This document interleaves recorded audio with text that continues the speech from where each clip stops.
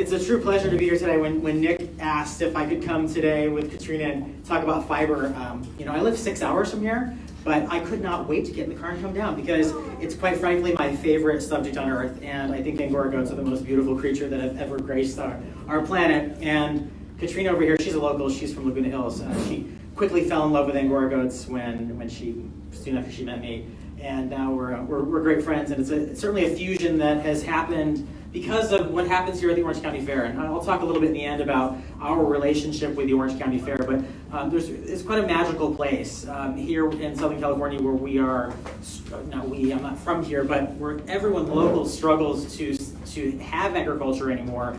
Here we have a thriving ag education program and outreach program that you all are responsible for. And there's nothing like the Orange County Fair. The dedication and the commitment to sharing agricultural heritage and traditions, as well as our animals, is vital in a day and age, especially around Los Angeles, where animals are not only misunderstood, but there's actually a bit of resistance towards farming because it's so misunderstood. Strawberries don't grow in the refrigerator. Your sweater doesn't, come from the factory. It does, but it also originated somewhere else before that. So. My favorite subject is Angora goats, and they are a fiber-producing animal, but there are many others. So we're going to take today and introduce you to some of the other ones, some of which you actually have here on the farm. And if they're not here on the farm, they're actually here during your 5-week fair at one point. So the access here is excellent, and I really want to thank all of you for coming today and listening to what we have to say. We've got lots of information. I could talk for weeks on this topic. There's nothing like feeling what comes off of these incredible animals. So my name is Allen, as I've been introduced, and my lovely cohort over there is Katrina. We are Angora Goat breeders. She's actually a director for the Colored Angora Goat Breeders Association. She's the Southwest Regional Director. So we live and breed this stuff.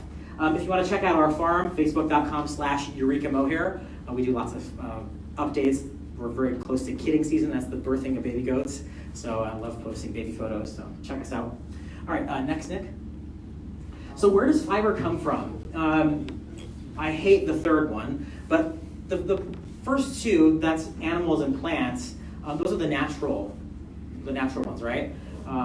With plants, of course, you have cotton, which probably many of you are wearing, flax, hemp, even bamboo can be made into a fiber. And then animals, that's what we're really going to talk about today, is the fiber-producing animals. So wool, mohair, cashmere, Angora, even dog, for example, and camel.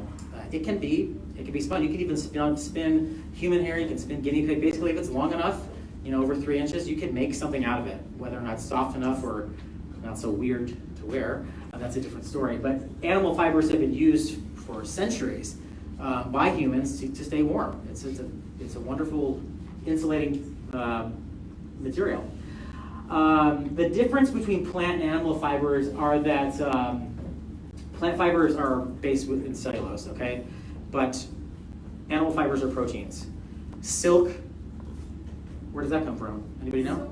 Silkworm. So, yeah, it's protein, exactly. So it's actually considered an animal fiber. Synthetic, those are the polyester, acrylic, rayon, the nasty stuff. The stuff that doesn't exactly degrade once you're done wearing it. When it goes to the compost or the dump, it's there for a long time.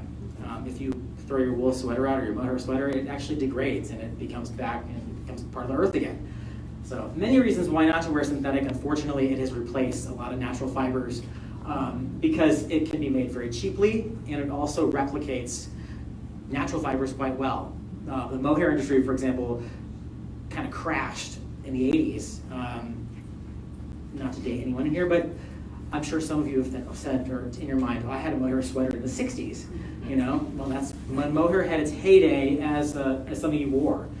But then synthetic fibers, which look a lot like mohair, took over. It's cheap. You can make it really fast, made of oils and plastics. And the mohair industry went like this. And finding mohair in the average store at Target today, you're not going to find it. It's on the luxury end of things because it's expensive. It's expensive to make when it's paired or compared with synthetic fibers. Okay, next. So today's objective is to introduce animal fibers and all of the different animal species and different breeds even within them that make those fibers. So I'm not going to talk about each because we're going to go into each in a moment. So go ahead, Nick. So who uses animal fiber? The photo on the left there is a mill, a mohair processing mill in South Africa. And that woman is on a large machine that's probably weaving mohair into maybe a carpet or into fabric. And then the lady next is a backyard Angora goat breeder. And the picture was taken here at this year's Orange County Fair. Her name is Dr. Ellen Gregory. She's a retired veterinarian. She lives now in Southern Oregon. But she is a frequent exhibitor in the livestock department every year. And she brings her goats, as well as her handmade products that she makes from her beloved goats throughout the year. And there she is displaying her yarns and her finished goods. And she's got a big smile on her face because, like Katrina and I, it is her passion and love. So animal fibers are used by those who are going to make finished products and textiles, or even the intermediate, such as yarn. Go ahead. Animal fiber is used to make textured and exotic clothing. And mohair it grows in these very twisted, called ringlets, and they're exotic. They look really interesting. I had the chance to go to Belgium last winter, actually this weekend, a year ago. I met a lady on Instagram, of all things. Social media has really connected a lot of us hobbyists, and she and her husband and family are making some incredible art out of their Angora goats in their backyard, including that purse there. I don't know if we can dim the lights at all, but that purse is made of those locks, those red locks, and it looks alive. There's nothing like it. You couldn't buy it in the store. It has to be handmade. In fact, she made that for me too. Karen in Belgium wet felted with 100% mohair, and then she used locks from my goats that I had sent her to spell my farm name on it, and she sent it in the mail afterwards. It's a very special gift, and it's got a little Angora goat on the little head there. It's really cool. So you can literally make tons of cool stuff. Next, Nick. Ellie Goulding, in one of her recent albums, she's wearing a texture. I don't know what it is. It kind of looks like Tibetan sheep wool, but it's very interesting, right? You can't just buy that in synthetic. Natural fiber has a movement. It looks alive. It's got a really cool effect, of course, on her album. The guy next to me, that's another rabbit judge, and I made him a scarf. When we were up in Maine together judging a couple years ago, it was freezing, so I made him an Angora rabbit scarf, very simply with felt methods. Go ahead. Animal fiber is also used to make one-of-a-kind art. I had the chance to partner with an avant-garde fashion designer. He's in graduate school now. His name is Lucien Dante. And he has done full art galleries dedicated to his work in LA and the San Francisco Bay Area. And he even did a fashion show in Oakland about a year and a half ago. And he used garments from our Angora goats to make these incredibly bizarre garments. We wouldn't wear them on the street, but as fashion is, it's always like 20 years in advance of where it's going to be, right? And that's going down the runway, and you had to be there to see it. But nothing moves like natural fiber. It just moved down the runway on him, and it was incredible. These stockings are made of mohair. You can see the locks again. They naturally grow like that. They're made by Karen in Belgium. Go ahead. That's Lucien right there. He made that giant pelt. I talked about agriculture being terribly misunderstood, if not, kind of thought of as a bad thing by this newer generation. And pelts, that's a hide of an animal. It doesn't settle well with a lot of people. But Lucien figured out a way to make a faux pelt using natural wool, and he felted it into this gorgeous, it looked like a pelt, right? But there's no skin on it. So we call it a faux pelt. Some people call them vegan felts, but that doesn't really work because vegans don't think we should use anything. But it's really cool, right? And it took him like 3 weeks to make, and he made it all by hand, and he combed it out, and it looked like a giant polar bear skin, but there wasn't a drop of skin on it. Next. And this is where mohair really has its root and history. Animal fiber is really strong. Mohair is often called the diamond fiber. It's also been called the iron fiber. It's tough, okay? So when people were riding in trains to get around, and upholstery had to stand up to a lot of what they call rub, that's how many people are sitting on it every day, mohair stood up to that constant wear and tear every day. So upholstery for many years was made of mohair.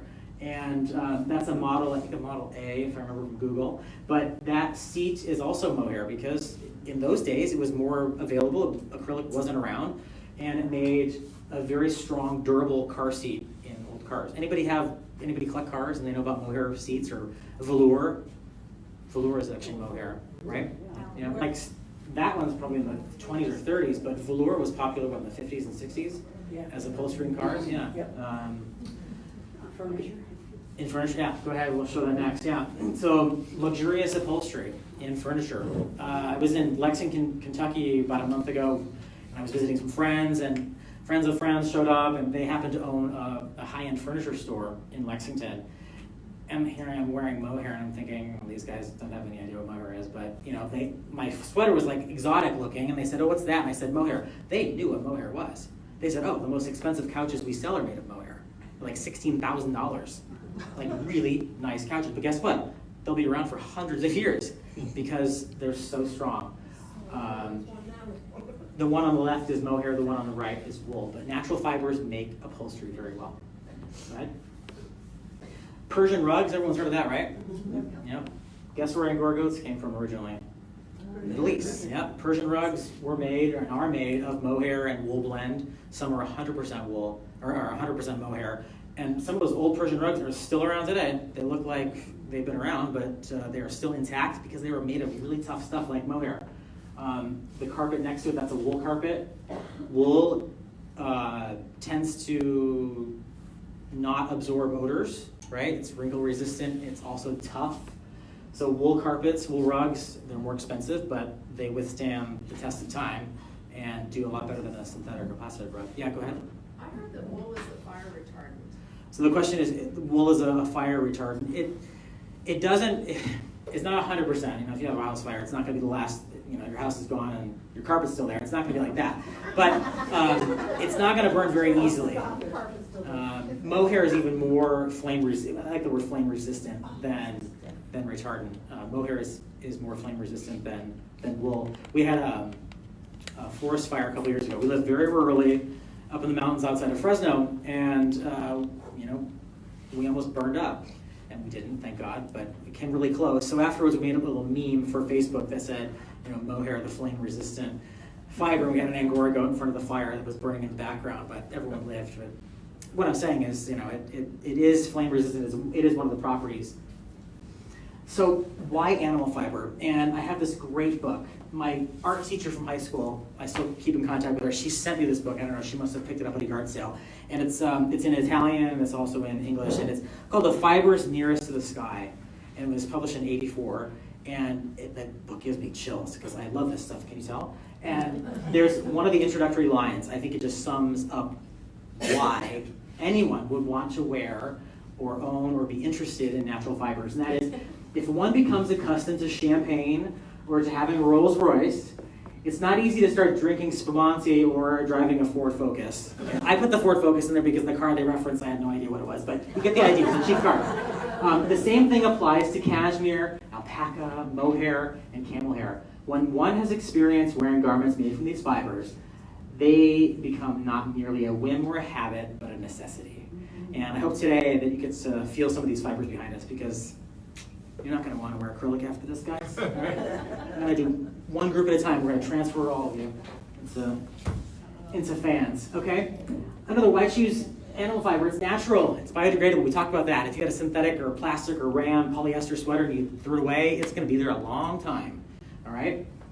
Mohair, wool, something natural, cotton, even plant fibers will degrade much more environmentally friendly than the plastics, right? I mean, you talk about plastics and bags and how terrible they are for our environment. The same goes for a sweater made of plastic. We don't call it plastic, but rayon, all that kind of stuff, it's plastic. Natural fibers tend to be wrinkle resistant, odor resistant. You know who that guy is, right? Yeah. Who has it? Sean Connery. Yeah, but what's his character? Oh, James Bond. James Bond. Guess what? James Bond's famous suits? Mohair. They were mohair suits. Yeah, the most luxurious suits in the world are made of mohair. Even today, even though we've gone into this kind of acrylic age, Prada, Gucci, Louis Vuitton, all their top suits and top wear are still made of mohair. It has a natural shine, it's wrinkle resistant, it's strong, it's fine, it's absolutely gorgeous. So if you're watching those old films, that's mohair. So another reason to want to wear mohair, because James Bond does, right? It's also humane, you know. It's a lot less damaging to the animals than you might think, and we're going to talk about that because it's a hot topic. Go ahead. So animal fibers differ from animal skins, pelts, and hides, such as mink, fox, and leather. And that's something that you're going to be approached with, I'm sure, as volunteers at the fair. Oftentimes when we're in the barn, right, is the concern, or the number one question, the concern of the animal, Katrina, when we're showing, we go to a lot of fairs, right? Yes. They're concerned about what we did to the animal to get the yarn, the hair, right? It's a haircut. It's a haircut. That's it. And we love our animals so much that we want to produce animals that continue to grow fine, soft, usable products year after year.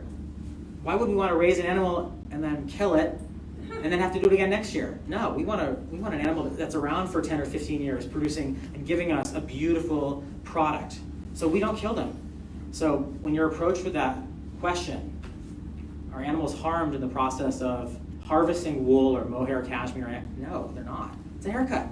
You know, are they screaming when they're getting their haircut? Yes. Well, have you ever seen a 2-year-old get a haircut? They're screaming, right? They don't want to be there getting their haircut. But when it's all said and done, well, it feels a lot better, and then you have a gorgeous fiber. So make that distinction that pelts, hides, furs, skins are totally different.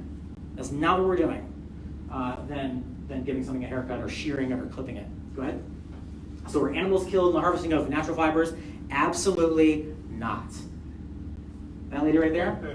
That's Katrina. She took a professional shearing class in Texas. You know, it's like the heartbeat of wool and mohair production in the United States. She went down there on 2 cold January days and learned how to shear with the boys. All right. She loves her goats. Look at her. That's her husband right there, with a goat on his lap down there in Laguna Hills. They love their goats, and it would break her heart. She would not have these goats if she had to put them down to harvest their fleece.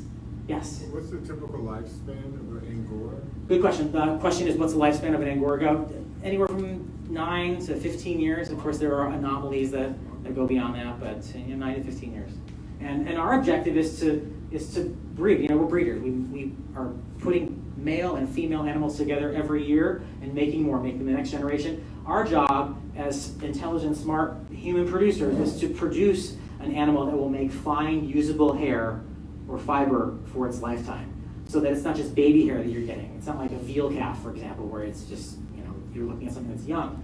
We want to raise goats that are 15 years old, producing hair that is as soft as it was when they were a newborn. Okay? Go ahead. So shearing, clipping, those are the haircuts, okay? It's just another way to say haircut. It's painless, and the fiber grows back, thank God. Angora goats actually are the most efficient fiber producers in the world. We shear them twice a year, as opposed to sheep, which are shorn just once a year. They are machines when it comes to making natural fiber. Angora rabbits, they're shorn every 3 months because if anyone's ever owned an Angora rabbit in here, you know, they're fluffy and they mat like crazy. Right, so if the longer the wool is on the animal, the matted it becomes. It's not nice to. I judge Angora rabbits, but I could never own them. They're just a lot of work. So they're shorn every 3 months. You get a shorter staple length, but it's still usable, and the animal doesn't have to. So we have to basically upkeep these animals throughout the year to be able to harvest something that's long. Mohair grows. It's greasy. It has a natural yolk that coats the hair, and that acts as a protective layer or covering against the weather damage that the animal encounters.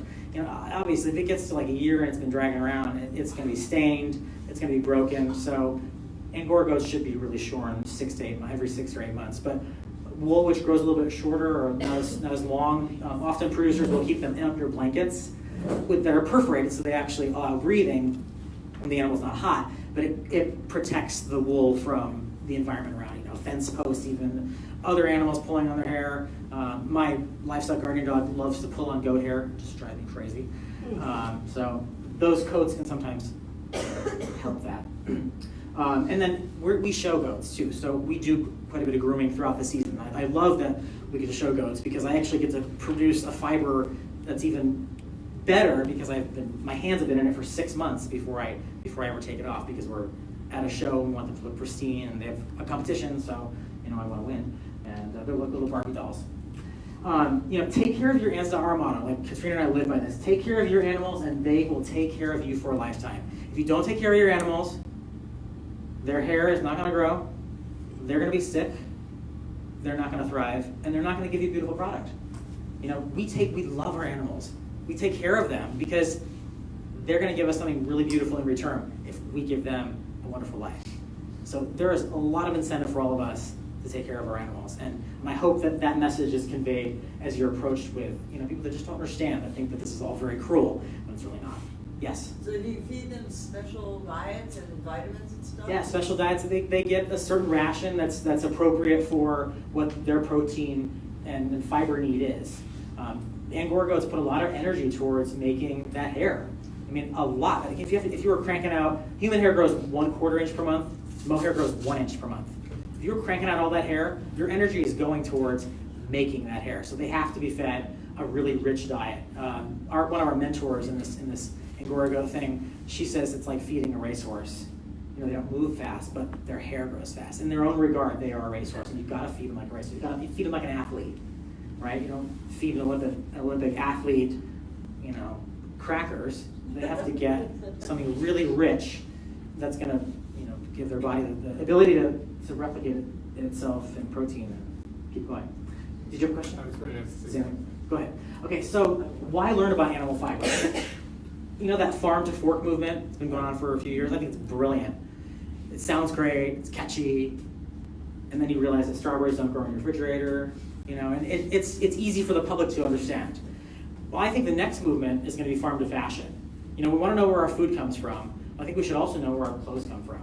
And I think it's going to be kind of a hot and trendy subject in the next wave as our population becomes kind of more adverse to farming and agriculture. Their demands are going to be more towards understanding where what we wear comes from. Okay, which makes our job really important as producers because we want to make sure that good information is conveyed in a positive way, and that's where you guys come in. We really need you guys to be liaisons for what we're doing on the farm and conveying that message. So farm to fashion, I think it's going to be the next thing. Know where your clothes come from. Encourage others to seek textiles from producers with transparent practices. So it's not just all behind closed doors, that they're out there in the public. We go to shows. We travel. How many hours, Katrina? How many hours? We drove to New York, for example, to a goat show once. We are out there on the front line trying to expose what we're doing. It's a transparent way of saying, hey, we take care of our goats, and this is what they're giving us. So seek those producers. Seek ethically sourced textiles. And then teach others that fibers grow naturally and humanely with less impact on the earth than those synthetic fibers we talked about. So it's just all about being informed. That's a beautiful photo from South Africa. Those are merino sheep that grow really fine wool. Go ahead. So what determines the feel of animal fiber? Feel is the texture, right? Texture is what it feels like. Yes, that's an Angora rabbit. It's a French Angora, actually. And then next to that, that's if you opened up the fleece of an Angora goat, that's what it would look on the inside, those ringlets. Okay, so what determines the feel of an animal? And I don't want to lose anybody here, but I'm going to roll into a little bit of science. I'm more of an artist and a producer, but I love science because it's tangible, and it helps you to understand it's the black and white of why things are the way they are and why texture is something based in an objective measurement. Go ahead. So fiber flexibility determines softness. The more pliable something is, the softer it will be to your skin. So I like to use the tree analogy. Think about the forest and a big old, in that case it's probably like a big redwood, okay? Big old trunk, 10-foot diameter, and then you've got these little saplings. A big gust of wind comes along. Which one moves and bends in the wind? A little sapling, right? Well, the diameter of the sapling is a lot less than the diameter of that big old redwood, right? The pliability then is a lot more in that sapling. The same thing is happening in fibers. So coarser fibrous texture that you don't want next to your skin, that's like the redwood trees. The real soft stuff, the cashmere, the silk, the cotton, mohair, that's the saplings. Go ahead. So fiber diameter, 1 micron or microns are how we measure fiber. 1 micron is 1/1,000,000th of a meter. Can you imagine that? I mean, you gotta measure hair, right? If we're gonna measure hair to determine flexibility and how valuable something is, they had to come up with something. So 1 over 1 million, okay, is a micron, and that's how we determine the diameter and the micron grade of natural fibers. You can see here, human hair is quite a bit bigger than, I don't know. This is a good image on Google, but it didn't look so good on the screen. But this is really great. You've got something here that's coarser, right? That's a heavier micron. That's like the redwood all the way down to the sapling, which is finer. And these ladies right here, harder to see what they're doing, but they're judges at a fiber festival, and they're actually holding up the hairs.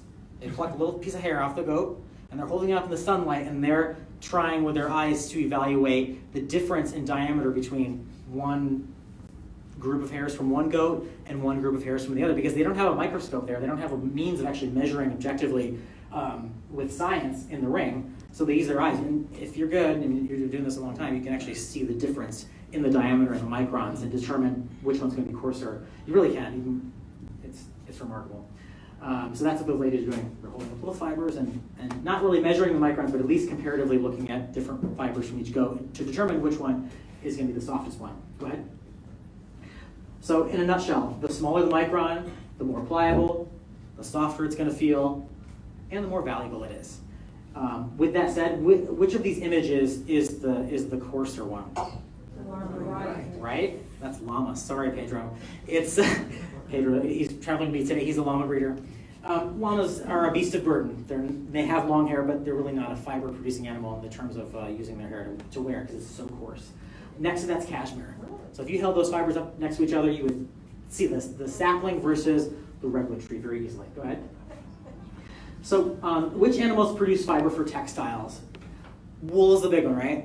Come from the sheep. Next, goats, mohair, and cashmere. Cashmere is actually another type of goat. Camelids, you have alpacas, llamas, vicuña, and guanaco. I think that's how you say it. Right, but those are non-humped versions of camels. And then you have camels, the humped version from Asia. They also produce a very fine type of wool that can be used. Rabbit produces Angora. We'll talk about why we call it Angora in a little bit. Yak and musk ox. If you go up to the Arctic, the University of Alaska at Fairbanks, for example, has a musk ox research lab. And musk ox produce a very fine fiber. It's arguably maybe the finest natural fiber in the world. Anyone knows what it's called? The very fine underwool from a musk ox? It's called kiviot. And the Inuit people have been using kiviot for a century to keep warm in the winter. You can also use bison, buffalo. It's very similar to yak and musk ox. And yes, you can use dog. I recently wet felted a labradoodle. It stunk. And it was but it was for a friend, and I said I would do it. A labradoodle, yeah. Okay, we're talking about sheep first. They're the big one. They produce wool. They were domesticated 10,000 years ago. It's a long time, right? Historically, the United Kingdom was king for wool and textiles. A lot of mills were in England at one point, in the 17 and 1800s. And there were breeds that were like county specific. They grew better with this type of wool in one area, because if you've ever been to England, you know the wind blows hard on one side of the hill and it's nice on the other. And they bred different breeds. They made different breeds of sheep for the environments that they were living in England. So a lot of our breeds today that we have here actually originated in England. They came to the U.S. as early as we did. So the 13 colonies all had sheep dating back to like 1664. There are about 1,000 breeds worldwide, about 50 here in the U.S. They're hardy, they're dual purpose. Anyone know what dual purpose means? Yes. What is it? You can eat them. You can eat them. And what else? If you're dual purpose, you can also do what? Milk. Yeah, milk. Milk, meat, and wool. So sheep are really versatile. Wool is also elastic. That means it bounces back. Okay, if you ever look at wool, it's very crimpy. It looks like a spring. So if you wear a sweater over and over again, it keeps its shape because it's made of fibers that have spring. Now look at that. That's wool that's right off the animal. Katrina has, and it's got bounce to it. And that's the elasticity, the natural composition of those little hairs are spring-like. Okay. Microns vary. There's a lot of different breeds of sheep, and there's a lot of different breeds with different purposes. You have some that are skin touch, like merino, and you have some that are super coarse, like a long wool, or maybe a Navajo churro, or a primitive breed like an Icelandic. You wouldn't want to wear that next to your skin, trust me. So microns can range from 11 to 40. Keep in mind, 1 micron is 1 over 1 million, so it's really tiny stuff. Wool is also odor resistant and breathable. Go ahead. We just talked about elasticity, but this is a wonderful photo. You see the little zigzags in that wool fiber? It looks like a spring. That is elasticity. That gives wool the ability to bounce. And now, as biased as Katrina and I are about our Angora Goats and mohair, mohair tends to be straighter. It doesn't have that bounce and elasticity. So if you buy something that's 100% mohair, over time it may drip, meaning that it doesn't bounce back to its original shape. Hence why we like to blend wool and mohair. So the wool adds to the mohair, and the mohair adds to the wool in a blend. Anyone ever heard of smart wool? No. Right? Whoever thought you could wear wool while you're working out? Smart wool. Because it has a wicking property. You know what wicking is? Yeah. Picks up the moisture and kind of disperses it, right? Away from the skin. Keeps you cool. And when I go to the gym, I'm so sweaty until I discovered smart wool. And I look like I'm just dry. I actually like to show goats now in the summer in smart wool because I don't look like I'm needing a bath, or that I just have a bath. So smart wool is a certain chemical process that's gone into the wool to get it to do this, but it can be washed, it can be dried, and it keeps its shape without felting. Go ahead. All right, we'll talk about 3 types of sheep. We have 4 sheep types. We have fine wools, we have medium wool, we have long wool, and primitive, and then down. So that's 5. The first one are the fine ones. These are the ones you want to wear next to your skin. We call them skin touch fibers. You've heard of merino, right? Yeah. Sometimes if you buy a wool sweater, it's made of merino. It doesn't say 100% wool. It says 100% merino. It's like the Cadillac of wool. It's super fine. It's got a lot of elasticity. It grows on a sheep that looks like this. These are merino sheep from South Africa. We have a lot of them here in the United States as well. They're a European breed. But we see South Africa producing a lot of natural fibers today in the global fiber market. So other fine wools include Rambouillet. You know who developed Rambouillet sheep? What would you say if you look at the word French? Yeah, it was Louis XIV, Louis XIV. He developed them at Versailles, taking Spanish breed of fine wool and crossing them, and he made his own because that's what he did. It's really soft to the skin. It's a really nice fiber. You'd want to wear it. You want to buy it. Go ahead. Medium wools, Jacob sheep. That's not a good picture of a Jacob sheep because they're also known for something else. You know what that is? Horns. Yeah, multiple horns. Yeah, 4, 6 horns are crazy looking things. Yeah, in fact, the ewe back here, she's got 2 standing up like this, and then she's got 2 coming down the side. They're multi-horned sheep, and they make a medium type of wool. Other breeds of medium wools include Finn, Corriedale, Tunis. The coarser the fiber becomes, the less it's going to be worn next to your skin. So these breeds are going to be used more about blankets and outerwear. Okay, so things that don't have to be touched. Long wool breeds, that looks like mohair, right? You've already learned today that mohair grows like in ringlets. So too do some breeds of sheep. Teeswater, Wensleydale, Leicester, they grow in this ringlet pattern, which looks like mohair, but guess what? It's not as soft. So that's the difference. It's high luster, it's ringlet. Rugs, upholstery, exotic textiles, art is made from these long wools, which originated also in England. Go ahead. Primitive breeds. These are breeds that have 2 coats. So they have a fine undercoat and then a coarse guard hair. That's not nice. You really will see that in like Icelandic sheep, caracal sheep. They're very interesting to look at. They're very cool. But at first, they're not soft to touch. You have to dig into the hair, the wool, to see this really soft undercoat. It's like, some people have dogs, like a husky, will have this really coarse outer coat, and then underneath it's like, wow, it's really soft and down under there. These primitive breeds grow their wool a lot like a husky. Okay, go ahead. Then there are the down breeds. These are tending to be more like meat type breeds, so they are bred for eating, not necessarily wool. But with that said, you can still use their wool. It's really crimpy. Suffolk, ham, strops, tons of elasticity in these breeds. They're great for felt. It's also really cheap because it's not really a soft wool, but it's got tons of elasticity, so there's a use for it. Angora goats, they produce mohair. Mohair comes from the Arabic word, I don't know how to say it. Anyone speak Arabic in here? Mohair, okay? It means choice or select. Really great, it was the best. So when Angora goats were kind of developed, we're talking 2,000 or 3,000 years ago in the Middle East, in biblical times, their fiber was thought to be better than anything else. So they named them mohair, or the fleece being mohair, as being the best that they were producing in the area. 20 to 35 microns is average, so it's a little bit coarser than some of those finer breed of wools. They originated in Turkey, and this is where the name Angora gets its root. You've heard of Ankara, Turkey. It's the capital city of Turkey. Ankara has morphed over time to be, in English, Angora. So the Angora goat, the Angora rabbit, and the Angora cat are all said to have originated in the hills and the mountains outside of Ankara, Turkey. And then to confuse everyone, they gave Angora goats fiber mohair, and Angora rabbits fiber Angora, and cats, well, we don't use their hair, but Angora on the scale of using in textiles will be rabbits. Mohair will be from Angora goats. They came to the U.S. in the late 1800s. They were a gift from the Sultan of Turkey. Interestingly enough, at one point the Sultan put an embargo on Angora goats because he didn't want them to get out anymore. He thought they were so wonderful that he didn't want anyone else in the world to be raising them. But at that point, we had a few. They ended up in Texas, and they thrived in Texas. Anyone ever been to the hill country in Texas, in West Texas? What's it like? What's it like?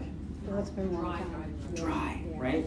It's beautiful, but it's not a place that just any animal can thrive. Well, goats love, if you've ever had a goat get in your garden, they love to eat brush and all the things you're not supposed to eat that nobody else will eat, like scrub brushes, and they love to get in there and eat the leaves, and they'll choose that over the choice alfalfa hay that you throw into them every day that costs me way too much money.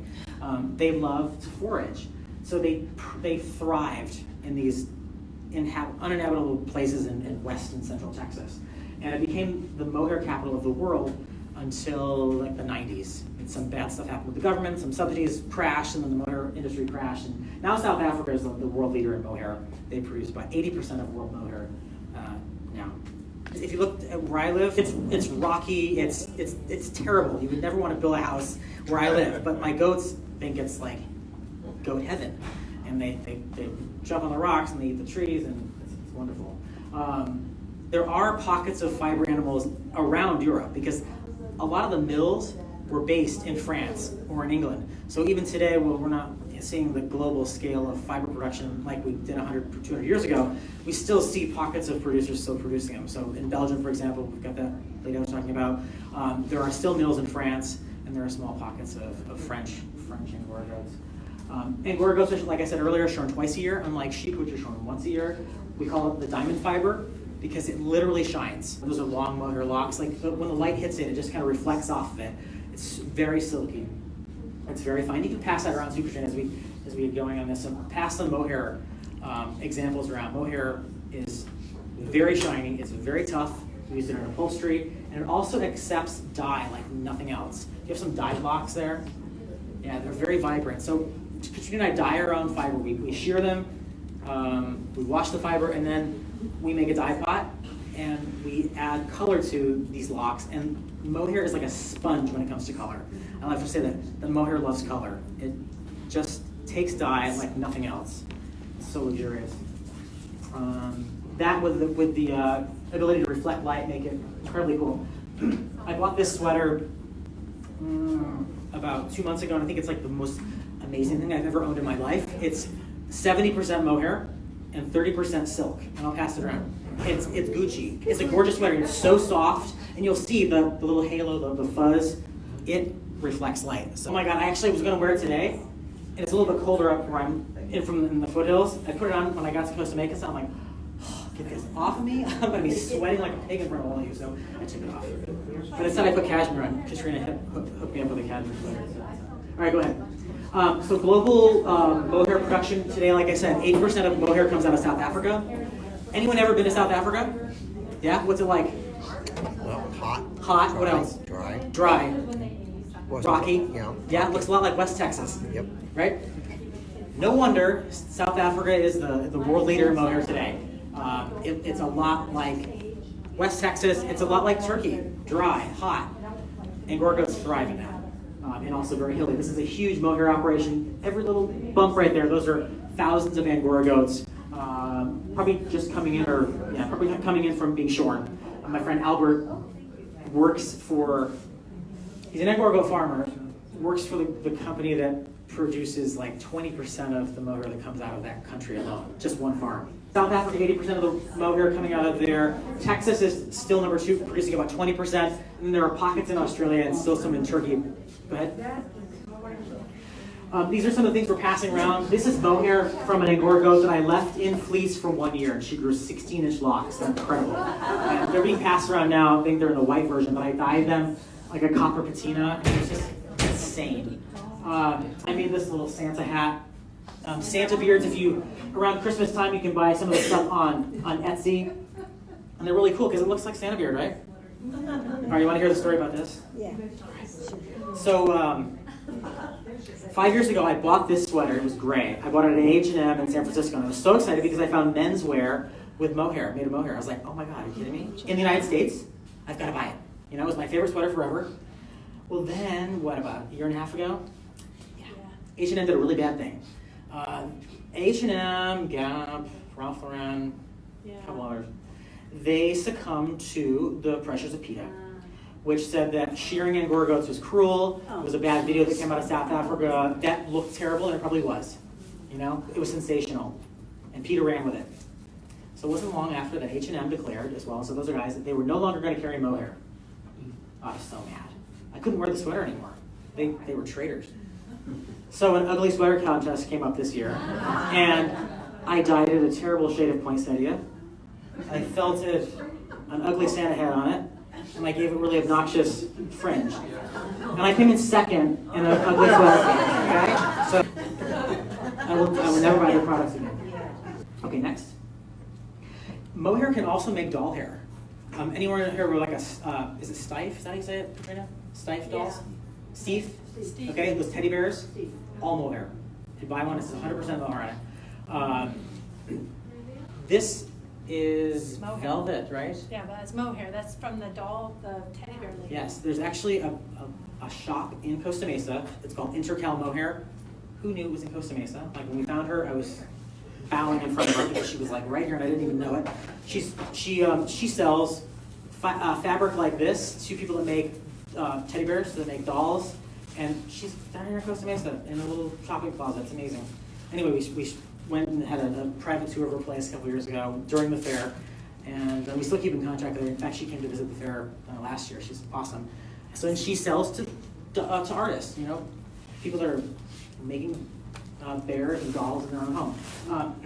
I did process doll hair for a little while. It's one of the worst things you could ever do because you start with these locks right here. They're gummed up and they're greasy like we talked about. You have to wash it and you have to comb it, and then a lot of it falls out, and then it's got like their dinner in it from like the last 6 months, so that falls out.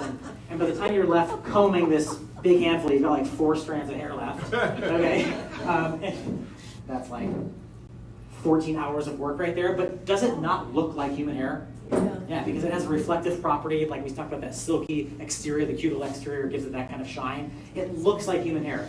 So doll hair artists around the world still seek mohair. There's nothing like it. You can't even replace it with synthetics. So that's dyed, right? That's not what Yeah, I dyed it with a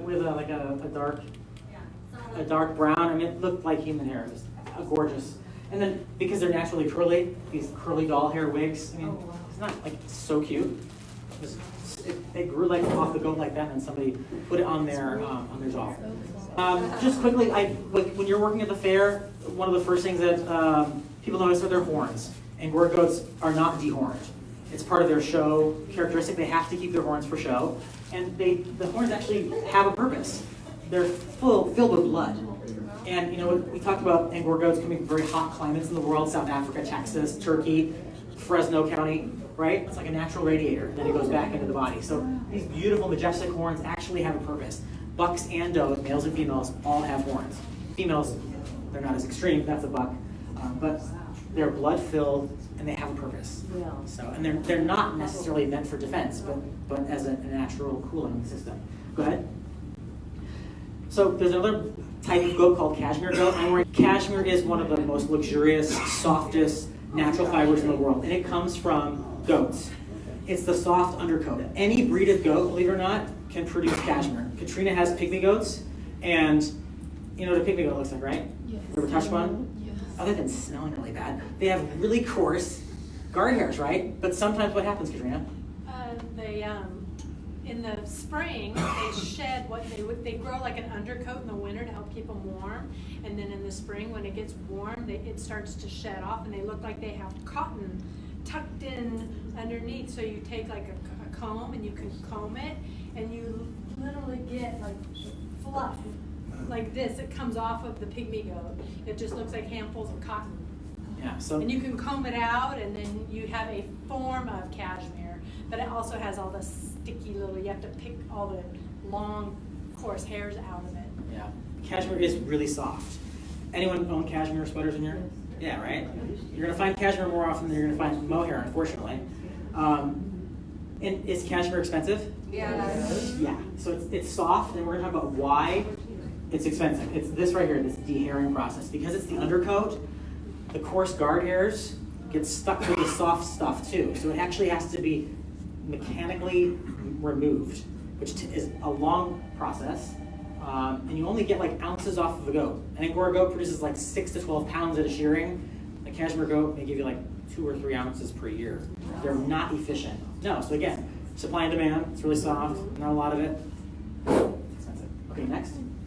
These are cashmere products. I'm wearing cashmere. If you want to come feel me later, you can. But it's super soft. Katrina gifted this to me for Christmas and my birthday all in one.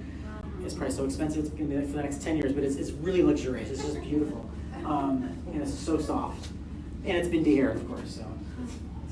So here is what Katrina just talked about. She said, you can kind of pick it off then with a comb. Cashmere can also be harvested off the fence because they start shedding and it sticks to the fence. So honestly, if you're raising cashmere goats, you're out there picking it off the fence. Now you know why it's like $300? Yeah, because it's labor intensive. Here's a little model, again, back to that science thing. The primary follicle, that's this long thing right here, that's that redwood tree. It's the coarse guard hair. I keep saying the word guard hair, but it's a long, coarse fiber. You would not want to wear that. The secondary fibers are the cashmere fibers. They're shorter and they're finer. Okay, so that's the objective, to get those away from these coarse guard hairs. And you can even see in this image, can you see the redwood trees in that combing, Yeah. right? These long, coarse, thicker things, those are the bad guys. And then the really soft, fine stuff, that's the lighter stuff that's stuck closer to the brush. That's the cashmere that we want to wear. Bring in cashmere. Fine, you brought me cashmere on. Okay. All right, next. So non-humped camelids, alpacas, llamas, vicuña, and Peter, how do you say it? Is it guanaco? Guanaco? Okay. Guanaco and vicuña are the wild, they're non-domesticated versions of llamas basically in South America. Llamas and alpacas aren't domesticated, all coming from South America. Non-humped meaning they're not a camel, they're not a hump, but they're in the camelid family. Llamas, this is Peter, my friend back here, he raises and shows llamas, and they do lots of cool tricks, and they're very interesting to look at. They're pack animals, okay? But an alpaca, its smaller counterpart, produces something very fine and soft, and they're raised more for their fleeces. I told you the kiviot from the muskox was argued as the softest fiber in the world. Another argument is that vicuña, that wild llama in South America, produces actually the finest fiber in the world. And again, that's harvested. It's not domestic, so they're shedding this fleece in the Andes, and someone would be picking it up. You're not going to find a vicuña sweater. They're smaller too. Yeah, they are smaller. Much smaller. Yes, because they're out there, in the wild and still living that way. So Peru, Chile, Bolivia, all Andes mountains. Llamas are about 2 to 400 pounds. Pedro, would you say? Yeah. Yeah, 2 to 400 pounds. Alpacas are about half that size. Pedro uses the term banana ears. See their ears? They go up and they kind of curve in like 2 bananas. So that's the difference between alpacas. They're not very efficient fiber producers. For as big as they are, they actually produce less fiber in pounds compared to their cousin, the alpaca, which is half the size. Okay, so just because alpacas are smaller, they're still producing more fiber. Next. And alpacas are so cute, right? They've got the cutest little faces and short little ears. They look like toys. Like, is that really alive? You know, but they really are. They're very soft. Come from the same area, Andes, Peru, Chile, Bolivia. They have short upright ears, unlike those banana ears of the llama. And microns are about 18, so it's a fine fleece. Anyone own an alpaca sweater? Yeah, right. Is it soft? Yeah, it's almost like cashmere. Go ahead. Camels. I don't know if you can see this image, but look at this camel. Okay, it's covered in that really coarse outer guard hair, the redwood trees. And this guy right here has a comb and he's brushing out the fine undercoat. That's how camel hair is harvested. Again, labor intensive, but if you're willing to put forth the work, it's a really soft undercoat that you'd want to wear next to your skin. It's like a cashmere version, but in camel. So this is camel in its natural color. Looks like a camel, right? This is kind of sand brown, and then this is a garment made with camel. It's beautiful. The last segment we're going to talk about are Angora rabbits. Angora is really soft. Its skin's so soft. It's almost weightless. And I do rabbits as well as Angora goats, and I judge Angora rabbits a lot.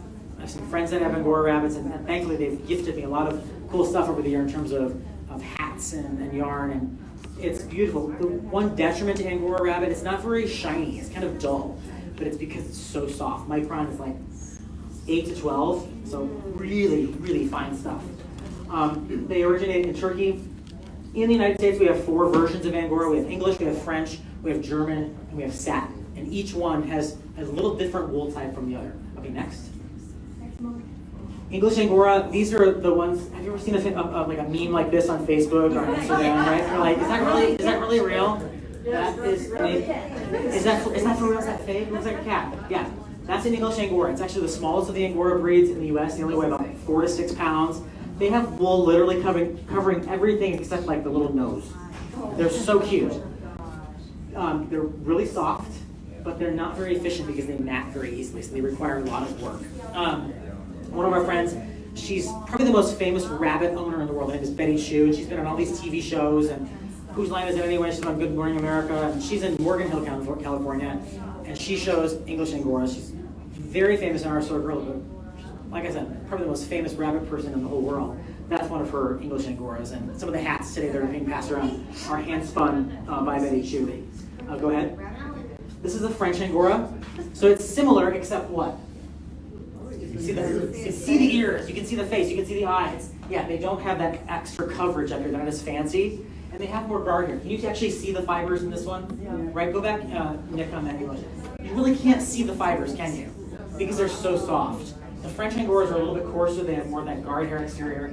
And that guard hair exterior actually makes them easier to maintain. So on a commercial level, if you were going to raise Angora rabbits for fiber production and you didn't want to groom your rabbits every day, this is the kind of Angora rabbit you'd want to raise. Yeah, so there are other breeds of rabbits that have wool, but I really have a hard time classifying them as wool breeds because they don't produce enough. It's more of an adornment. So like lionheads, fuzzy lops, Jersey woolies, they have some type of wool that grows on their body, but in terms of efficiency, like you would never keep a herd of Jersey woolies or lionheads to make sweaters or a cottage industry out of them. Next. Giant Angora, also called the German Angora. They come in white only. There are some other versions that are being developed, but historically they're raised in white. Why do you think white would be a common commercial fiber color? You can dye it. It's like white paper. So white on the commercial scale for all of these species, whether it's rabbit, whether it's mohair, whether it's wool, white is usually king because there's not a variation in white. If you're white, right? So when you go to shear thousands of animals and you throw in a big bag and it gets sent to the mill, you're not going to find a variation once you go to process it because it's all white. And you can dye it whatever the mill desires to do or the designer wants to do. These are the biggest of the Angora breeds. They can get 10 or 12 pounds or even bigger. You might consider them dual purpose too. They're very efficient. They're so efficient that the producers commercially use shears, like electric shears, to harvest the wool. It's not clipped with scissors because they're growing so much. So again, The last Angora rabbit breed in the U.S. is called the satin Angora. They're the finest, they're the softest, and it's actually really similar to mohair because it has a hollow hair shaft. It's translucent. My God, if you could feel their fiber, it's unlike any of the other Angora breeds. It's super fine. It reflects light, and they're very rare. They're probably the rarest of the Angora breeds in the U.S. I don't judge a lot of them. We have a few of them in California. You'll find pockets of them raised throughout the country, but they're a high maintenance breed. So the people that are dedicated to them are really dedicated, like they devote their existence to keeping them maintained and growing them. But otherwise, you're not going to find a lot of them in the U.S.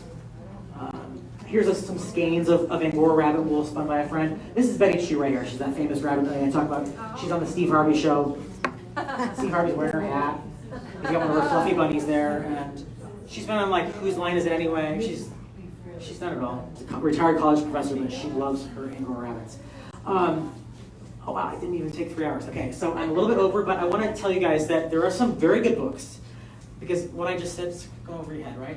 This book right here, Raising Animals for Fiber, it came out last year. You can buy it on Amazon. My really good friend, Chris McLaughlin, who guess what race is? Angora Goats. And she's from Northern California. She's actually the secretary of our National Angora Goat Club. She's a wonderful woman, and she made this book all about raising fiber animals. And a lot of the stuff I told you today, all those facts, came from her book. It's right here. So it's written in really easy to understand terms. So if you're working at the fair and you want to have a good resource tool with you to reference what I just talked about, get this book, and everything I said is in it. And there's some great photos of all the different fiber animals we talked about. And it's very new. It's very contemporary. It's talking about what we're all facing as producers in small environments and small farms, not big commercial herds, but small backyard stuff like Katrina and I are doing. Next. Another great read, my favorite book in the world. It's called Raising Angora Goats for Beautiful Mohair, written by Sharon Chestnut. And Sharon, she's judged here many times. And she is like the industry leader in Angora Goats. And she wrote this book in 2016. It's my Bible when I have to reference like how to, my Angora Goat is not doing well today. Just open Sharon's book. But there's lots of great stuff in there that talk about the history of mohair and a lot of the stuff that I dived into. So another good find, you can also find it on Amazon. Go ahead. And then Wild Fibers magazine, they publish one copy every year, but they go into some of the most exotic animals you've never even heard of, that are producing really crazy fibers. In fact, this issue, you can't see it, but it says Valais black-nosed sheep on the top. So because they're kind of a hot thing right now, people are talking about them, and we don't have them full blood in the U.S., and they're very interesting to look at. So wildfibermagazine.com, it's a cool magazine, okay? And I'm going to reiterate what I said earlier. I want to thank Nick and Evie and Teresa and the crew from this, and Joanne back there. She's been here forever. And all of you guys, the OC Fair, there's nothing like it. And I'm really not just like being really nice. I'm like serious. I go to a lot of fairs. I work at fairs. The magic down here, the dedication, the adherence to preserving these traditions, and then teaching our surrounding communities, there's nothing like it. And it's so important because we're losing. Katrina and I love our goats. Pedro loves his llamas. But guess what? We are up against a wall. What would you say the average age for an Angora goat breeder is? She's probably 65. Okay? There's like one of me in this whole thing. I'm up here tooting the horn, but I'm scared to death that in 20 years it's going to be Katrina and I. Okay? So being able to have this mouthpiece here with all of you guys and this beautiful fairgrounds, the live farm that's growing Angora goats out there that came from our farm, the sheep that came from that flocks that produce wool, and the opportunity for people to learn. I'm not worried about Orange County because of you guys. I'm worried about everything else. So I really appreciate it from the bottom of my heart. Thank you, Nick, and you guys for doing what you do and loving all of us and giving us the place to highlight our animals and show the world how special and unique they are. So if anything, I hope that you wear more mohair, or at least natural fibers. Don't buy that acrylic crap. But I love my goats. Everyone has a purpose and a face and a name. Agriculture still is changing. 50 years ago, Katrina and I would not be here talking about mohair and wool. It would be a commercial producer, and they would have a totally different take on this than we have. But this is the new side, and if it's going to survive, it's going to be small producers like us. I love her.